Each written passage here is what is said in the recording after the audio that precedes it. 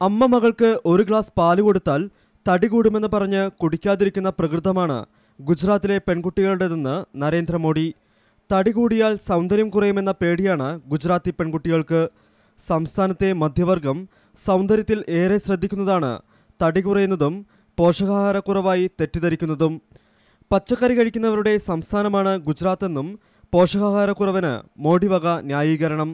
എന്നാൽ പ്രസ്താവന മോഡി പിൻവലിക്കണമെന്ന് കോൺഗ്രസ് നേതാവും ദേശീയ വനിതാ കമ്മീഷൻ മുൻ അധ്യക്ഷയുമായ ഗിരിജ വ്യാസ് പറഞ്ഞു.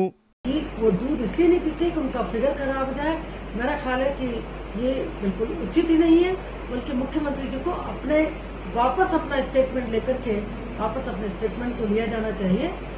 അതേസമയം ദേശീയ ശരാശരിയേക്കാളും ദരിദ്ര സംസ്ഥാനങ്ങളെക്കാളും പിന്നിലാണ് ആരോഗ്യത്തിലും പോഷകാഹാര ലഭ്യതയിലും ഗുജറാത്തിന്റെ സ്ഥാനമെന്ന് കണക്കുകൾ പറയുന്നു. വളരുന്ന സംസ്ഥാനമെന്ന് അവകാശപ്പെടുമ്പോഴും ദേശീയ കുടുംബാരോഗ്യ സർവേയിൽ 3 വയസ്സിൽ താഴെയുള്ള ഗുജറാത്തിലെ 41% കുട്ടികൾക്കും ഭാരക്കുറവാണ്.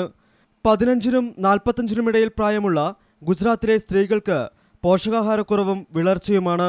പ്രധാനമന്ത്രി സ്ഥാനത്തേക്ക് ഉയർത്തിക്കാട്ടുന്ന മോഡി രാജ്യത്തെ ദാരിദ്ര്യവും പോഷകാഹാരക്കുറവും എങ്ങനെ വരച്ചുകാട്ടുമെന്ന ചോദ്യം ബാക്കിയാകുന്നു. India vision, New Delhi.